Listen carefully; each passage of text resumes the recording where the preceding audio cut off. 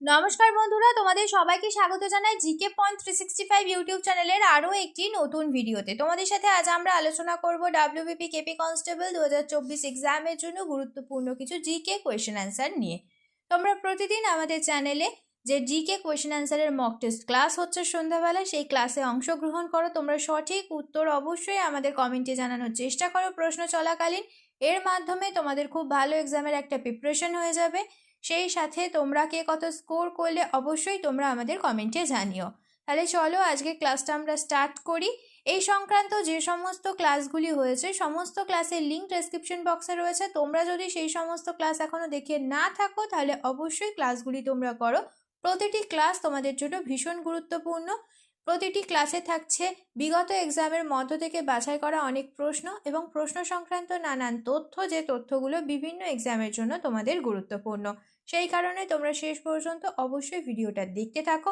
ভিডিওটা ভালো লাগলে একটি লাইক করো, সাথে তোমার বন্ধুদের সাথে ভিডিওটা শেয়ার করো। আর তোমরা যদি আমাদের চ্যানেলে নতুন হয়ে থাকো তাহলে অবশ্যই চ্যানেলটি সাবস্ক্রাইব করে পাশেই থাকা বেল বাটনটা ক্লিক করে অল করে রাখো ফর অল নোটিফিকেশন। তাহলে চলো আজকের ক্লাসটা আমরা স্টার্ট করি।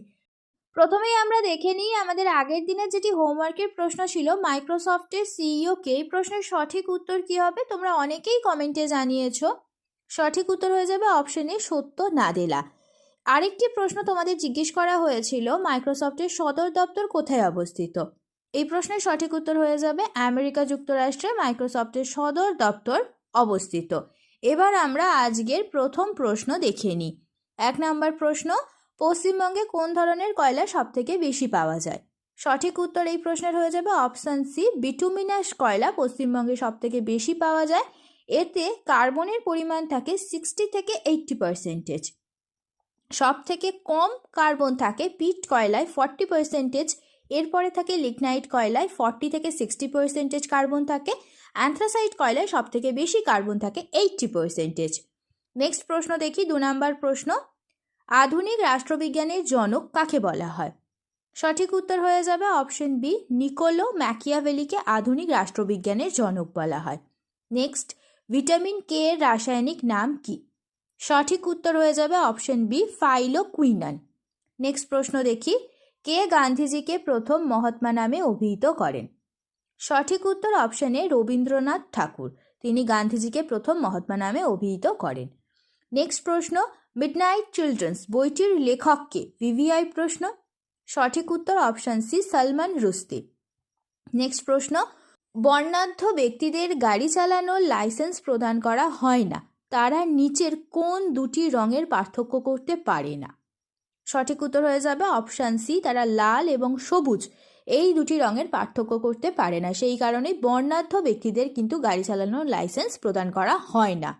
নেক্সট প্রশ্ন দেখি, সেলসিয়াস স্কেলে ডাক্তারি থার্মোমিটার কত ডিগ্রি থেকে কত ডিগ্রি পর্যন্ত থাকে? ভিভিআই একটি প্রশ্ন। সঠিক উত্তর অপশন ডি, 30 ডিগ্রি সেলসিয়াস থেকে 43 ডিগ্রি সেলসিয়াস পর্যন্ত থাকে।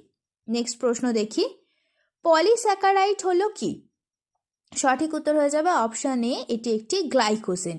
নেক্সট প্রশ্ন, ভারতীয় সংবিধানের প্রস্তাবনাটি কতবার সংশোধিত হয়েছে? ভিভিআই প্রশ্ন। সঠিক উত্তর, এটি একবার সংশোধিত হয়েছে, সেটি হচ্ছে 1976 সালে 42তম সংশোধনী এতে হয়েছিল। নেক্সট প্রশ্ন দেখি, ডিসলেক্সিয়া এক ধরনের। 4টি অপশনের মধ্যে সঠিক উত্তর হয়ে যাবে অপশন বি, শিখন অক্ষমতা। নেক্সট প্রশ্ন দেখি, নিচের কোন রোগ ক্ষতিকর বিভিন্ন ছত্রাক ও ফুলের রেণু থেকে হতে পারে? সঠিক উত্তর হয়ে যাবে 4টি অপশনের মধ্যে অপশনে অ্যালার্জি। নেক্সট প্রশ্ন, মৌলিক স্বাধীনতা সম্পর্কে কত নম্বর আর্টিকেলে ব্যাখ্যা রয়েছে? সঠিক উত্তর অপশন ডি, 19 নম্বর আর্টিকেলে ব্যাখ্যা রয়েছে। নেক্সট প্রশ্ন, পৃথিবীর কোনটি সর্ববৃহৎ লবণাক্ত হ্রদ? সঠিক উত্তর হয়ে যাবে কাস্পিয়ান, এটি সর্ববৃহৎ লবণাক্ত হ্রদ। সুপিরিয়র হলো পৃথিবীর সর্ববৃহৎ স্বাদু জলের হ্রদ। চিল্কা হলো ভারতের বৃহত্তম উপহ্রদ। উলার হলো ভারতের বৃহত্তম স্বাদু জলের হ্রদ। এই তথ্যগুলি তোমরা অবশ্যই মনে রাখবে। নেক্সট প্রশ্ন, জাতীয় যুব দিবস কবে পালন করা হয়? সঠিক উত্তর অপশন এ, 12ই জানুয়ারি জাতীয় যুব দিবস পালন করা হয়। ওই দিন হলো স্বামী বিবেকানন্দের জন্মদিন। আরেকটি তথ্য তোমরা সাথে মনে রাখো, 12ই আগস্ট আন্তর্জাতিক যুব দিবস পালন করা হয়? নেক্সট প্রশ্ন দেখি, ভারতের আর্থিক নীতি প্রণয়নে কোন সংস্থা সরাসরি যুক্ত? সঠিক উত্তর হয়ে যাবে অপশন এ, রিজার্ভ ব্যাংক সরাসরি যুক্ত। নেক্সট প্রশ্ন, পশ্চিমবঙ্গের কোন নদী বাংলার দুঃখ নামে পরিচিত? ভিভিআই একটি প্রশ্ন, আশা করছি তোমরা উত্তরটি জানো। সঠিক উত্তর অপশন সি, দামোদর নদী। আরও দুটি তথ্য সাথে তোমরা মনে রাখো, কোশি নদী হলো বিহারের দুঃখ আর লোহিত নদী হলো আসামের দুঃখ। নেক্সট দেখি, খাদ্যে প্রোটিনের অভাবে কোন রোগ হয়? সঠিক উত্তর অপশন বি, কোয়াশিয়কর রোগ হয় খাদ্যে প্রোটিনের অভাবে। নেক্সট প্রশ্ন, ভারতের সংবিধানের প্রথম খসড়া তৈরি করেছিলেন কে? সঠিক উত্তর হচ্ছে ডক্টর বি.আর. আম্বেদকর। তিনি খসড়া কমিটির চেয়ারম্যান ছিলেন। নেক্সট প্রশ্ন, নিচের কোনটি প্রয়োজনীয় অ্যামাইনো অ্যাসিড নয়? সঠিক উত্তর অপশন সি, অ্যালানাইন এটি প্রয়োজনীয় অ্যামাইনো অ্যাসিড নয়। নেক্সট প্রশ্ন, ঠোঁটের কোণে ঘা কিসের অভাবে হয়? সঠিক উত্তর হয়ে যাবে অপশন বি, রাইবোফ্লাভিনের অভাব অর্থাৎ B2 এটি ভিটামিনের অভাবে ঠোঁটের কোণে ঘা হয়। সায়ানোকোবালামিন হলো ভিটামিন B12 আর থায়ামিন হলো ভিটামিন B1। নেক্সট প্রশ্ন দেখি, জাতীয় মহিলা কমিশন কত সালে স্থাপিত হয়? ভিভিআই প্রশ্ন। সঠিক উত্তর অপশন ডি, 1992 সালে জাতীয় মহিলা কমিশন স্থাপিত হয়। নেক্সট প্রশ্ন, কর্পোরেট ট্যাক্স কে আরোপ করে? ভিভিআই একটি প্রশ্ন। সঠিক উত্তর অপশনে কেন্দ্র সরকার কর্পোরেট ট্যাক্স আরোপ করে। নেক্সট, আইসবার্গ অসুখের উদাহরণ হলো? সঠিক উত্তর হয়ে যাবে অপশনে হাইপার টেনশন। নেক্সট প্রশ্ন দেখি, নাসিক শহরটি কোন নদীর তীরে অবস্থিত? নাসিক শহরটি রয়েছে অপশনে গোদাবরী নদীর তীরে। নেক্সট, কোন শব্দজোড়াটি সঠিক নয়? সঠিক উত্তর হয়ে যাবে অপশনে আমলকি। ভিটামিন ই কিন্তু নয়, আমলকি হচ্ছে ভিটামিন সি আর ভিটামিন এর একটি উদাহরণ হয়ে যাবে গাজর। নেক্সট দেখি, লোকনায়ক নামে পরিচিত ছিলেন কে? সঠিক উত্তর জয়প্রকাশ নারায়ণ, অপশন বি হয়ে যাবে সঠিক উত্তর। নেক্সট, রাতের আকাশে কোন গ্রহকে সব থেকে উজ্জ্বল দেখায়? সঠিক উত্তর অপশন বি, শুক্র গ্রহ।